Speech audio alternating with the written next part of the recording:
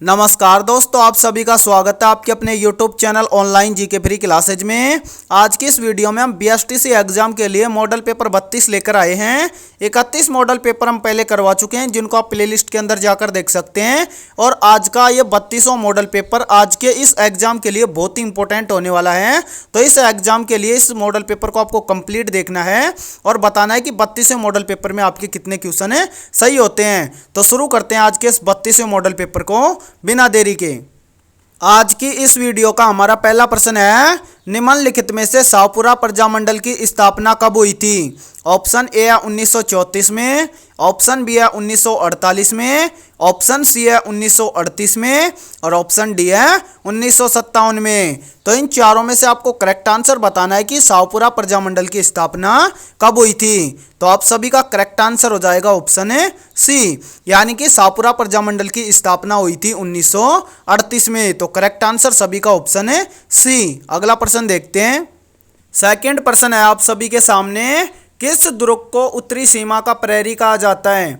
Option A है जयगढ़ दुर्ग को, option B है भटनेर दुर्ग को, ऑप्शन सी है रणथंभौर दुर्ग को और ऑप्शन डी है चित्तौड़गढ़ दुर्ग को। तो इन चारों में से आपको करेक्ट आंसर बताना है कि किस दुर्ग को उत्तरी सीमा का प्रहरी कहा जाता है। तो आप सभी का करेक्ट आंसर हो जाएगा ऑप्शन है बी, यानी कि इनमें से जो भटनेर दुर्ग है इसको उत्तरी सीमा का प्रहरी कहा जाता है। और साथ में याद रखना, जो ये भटनेर दुर्ग है ये कहाँ पर स्थित है? तो ये आपका भटनेर दुर्ग है, ये हनुमानगढ़ के अंदर स्थित है। तो सभी का करेक्ट आंसर हो जाएगा ऑप्शन है बी। अगला प्रश्न देखते हैं। तीसरा प्रश्न है आप सभी के सामने, सबसे लोकप्रिय फल कौन से लोक देवता की है? ऑप्शन ए है हेमा जी की, ऑप्शन बी है पाबू जी की, ऑप्शन सी है रामदेव जी की और ऑप्शन डी है देवनारायण जी की। तो इन चारों में से आपको करेक्ट आंसर बताना है कि सबसे लोकप्रिय फल कौन से लोक देवता की है। तो आप सभी का करेक्ट आंसर हो जाएगा ऑप्शन है बी, यानी कि इनमें से जो पाबूजी लोक देवता हैं इनकी फल सबसे प्रिय है। तो करेक्ट आंसर सभी का ऑप्शन है बी। अगला प्रश्न देखते हैं। चौथा प्रश्न है आप सभी के सामने, निम्नलिखित में से सबसे लंबी फड़ कौन से लोक देवता की है? ऑप्शन ए है मेहा जी की, ऑप्शन बी है पाबू जी की, ऑप्शन सी है रामदेव जी की और ऑप्शन डी है देवनारायण जी की। तो इन चारों में से आपको करेक्ट आंसर बताना है कि सबसे लंबी फड़ कौन से लोक देवता की है। तो आप सभी का करेक्ट आंसर हो जाएगा ऑप्शन है डी, यानी कि देवनारायण की फड़ सबसे लंबी है। या फिर हम बोल सकते हैं कि जो लोक देवता देवनारायण जी हैं उनकी फड़ सबसे लंबी है। और एक चीज याद रखना, जो देवनारायण जी हैं इनके नाम पर डाक टिकट भी जारी किया गया था। और पिछले प्रश्न में पूछा गया था कि सबसे लोकप्रिय फड़ किस लोक देवता की है, तो वो तो थी पाबू जी की। और सबसे लंबी फड़ किस लोक देवता की है, तो वो है देवनारायण जी की। दोनों प्रश्नों को ध्यान रखना, इंपॉर्टेंट प्रश्न है दोनों। अगला प्रश्न देखते हैं। पांचवा प्रश्न है आप सभी के सामने, किस दुर्ग को अबुल फजल ने बख्तरबंद कहा था? ऑप्शन ए है जालोर दुर्ग को, ऑप्शन बी है सोनार दुर्ग को, ऑप्शन सी है कुंभलगढ़ दुर्ग को और ऑप्शन डी है रणथंभौर दुर्ग को। तो इन चारों में से आपको करेक्ट आंसर बताना है कि किस दुर्ग को अबुल फजल ने बख्तरबंद कहा था। तो आप सभी का करेक्ट आंसर हो जाएगा ऑप्शन है डी, यानी कि रणथंभौर दुर्ग को अबुल फजल ने बख्तरबंद कहा था। और याद रखना, यहाँ पर पूछ ले कि रणथंभौर दुर्ग कहाँ पर स्थित है, तो याद रखना रणथंभौर दुर्ग सवाई माधोपुर के अंदर स्थित है। अगला प्रश्न देखते हैं।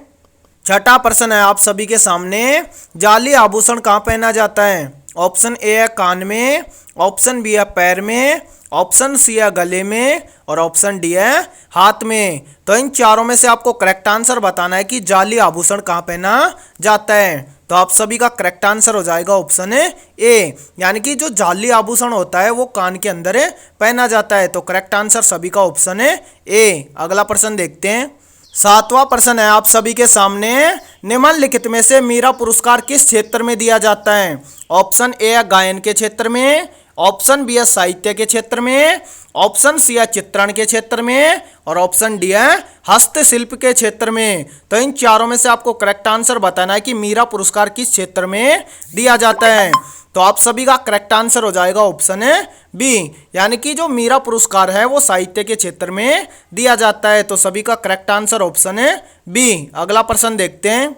आठवां प्रश्न है आप सभी के सामने, राज्य का पहला ग्राम न्यायालय कहाँ पर खोला गया था? ऑप्शन ए है बिछवाल बीकानेर में, ऑप्शन बी है बांसवाड़ा में, ऑप्शन सी है बस्सी जयपुर में और ऑप्शन डी है नीमराणा अलवर में। तो इन चारों में से आपको करेक्ट आंसर बताना है कि राज्य का पहला ग्राम न्यायालय कहाँ पर खोला गया था। तो आप सभी का करेक्ट आंसर हो जाएगा ऑप्शन है सी, यानी कि राज्य का पहला ग्राम न्यायालय खोला गया था बस्सी जयपुर में। तो करेक्ट आंसर सभी का ऑप्शन है सी। और यदि ये वीडियो आपको पसंद आ रही है तो इस वीडियो को लाइक कर दो और चैनल पर यदि आप पहली बार जुड़े हो तो चैनल को कर लो सब्सक्राइब और बेल आइकन को प्रेस करना ताकि आने वाली और नई वीडियो का नोटिफिकेशन भी आपको मिल सके। और इस वीडियो को ज़्यादा से ज़्यादा शेयर करें। अगला प्रश्न देखते हैं। नवा प्रश्न है आप सभी के सामने। राजस्थान में सर्वप्रथम लोक अदालत कहाँ पर स्थापित हुई थी?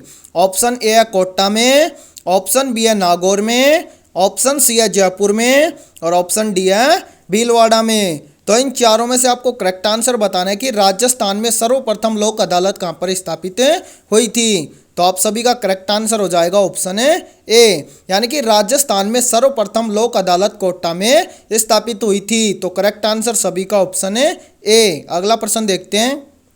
10वां प्रश्न है आप सभी के सामने। लाल पैलेस का निर्माण किसने करवाया था? ऑप्शन ए है राव भिक्का ने, ऑप्शन बी है कल्याणमल ने, ऑप्शन सी है गंगा सिंह ने और ऑप्शन डी है करण सिंह ने। तो इन चारों में से आपको करेक्ट आंसर बताना है कि लाल पैलेस का निर्माण किसने करवाया था। तो आप सभी का करेक्ट आंसर हो जाएगा ऑप्शन सी, यानी कि लाल पैलेस का निर्माण करवाया था गंगा सिंह ने। तो सभी का करेक्ट आंसर हो जाएगा ऑप्शन सी। अगला प्रश्न देखते हैं।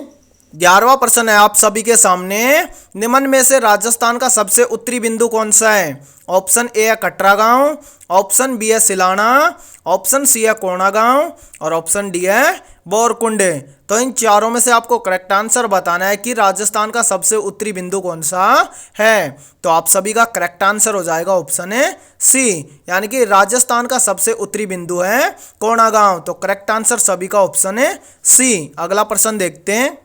12वां प्रश्न है आप सभी के सामने। सांबर झील के पास किस लोक देवी का मंदिर निर्मित है? ऑप्शन ए है शांकबरी माता का, ऑप्शन बी है भवन देवी का, ऑप्शन सी है कुंजल माता का और ऑप्शन डी है शीला देवी का। तो इन चारों में से आपको करेक्ट आंसर बताना है कि सांबर झील के पास किस लोक देवी का मंदिर निर्मित है। तो आप सभी का करेक्ट आंसर हो जाएगा ऑप्शन ए, यानी कि सांबर झील के पास में शांकबरी माता का मंदिर निर्मित है। तो करेक्ट आंसर सभी का ऑप्शन ए। अगला प्रश्न देखते हैं।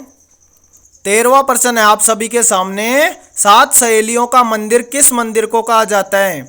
ऑप्शन ए है शांतिनाथ जैन मंदिर को, ऑप्शन बी है पद्मनाथ जैन मंदिर को, ऑप्शन सी है दागेश्वरी माता के मंदिर को और ऑप्शन डी है उपरोक्त में से कोई नहीं। तो इन चारों में से आपको करेक्ट आंसर बताना है कि 7 सहेलियों का मंदिर किस मंदिर को कहा जाता है। तो आप सभी का करेक्ट आंसर हो जाएगा ऑप्शन बी, यानी कि पद्मनाथ जैन मंदिर को 7 सहेलियों का मंदिर कहा जाता है। तो आप सभी का करेक्ट आंसर ऑप्शन बी। अगला प्रश्न देखते हैं। 14वां प्रश्न है आप सभी के सामने। प्रसिद्ध भक्त कवयित्री मीराबाई के पति का नाम क्या था? ऑप्शन ए है विक्रमादित्य, ऑप्शन बी है राणा सांगा, ऑप्शन सी है उदय सिंह और ऑप्शन डी है भोजराज। तो इन चारों में से आपको करेक्ट आंसर बताना है कि प्रसिद्ध भक्त कवयित्री मीराबाई के पति का नाम क्या था। तो आप सभी का करेक्ट आंसर हो जाएगा ऑप्शन डी, यानी कि प्रसिद्ध भक्त कवयित्री मीराबाई के पति का नाम था भोजराज। और यहाँ पर एक प्रश्न और भी पूछ लिया जाता है कि प्रसिद्ध भक्त कवयित्री मीराबाई के ससुर का नाम क्या था? तो इसको भी याद रखना, भक्त कवयित्री मीराबाई के ससुर का नाम था राणा सांगा। तो इस प्रश्न में करेक्ट आंसर हो जाएगा सभी का ऑप्शन डी। अगला प्रश्न देखते हैं। 15वां प्रश्न है आप सभी के सामने। राजस्थान में सर्वाधिक मूंगफली का उत्पादन कहाँ पर होता है? ऑप्शन ए है जयपुर में, ऑप्शन बी है जोधपुर में, ऑप्शन सी है सिरोही में और ऑप्शन डी है लूणकरणसर में। तो इन चारों में से आपको करेक्ट आंसर बताना है कि राजस्थान में सर्वाधिक मूंगफली का उत्पादन कहाँ पर होता है। तो आप सभी का करेक्ट आंसर हो जाएगा ऑप्शन डी, यानी कि राजस्थान में सर्वाधिक मूंगफली का उत्पादन होता है लूणकरणसर में, जो कि बीकानेर के अंदर स्थित है।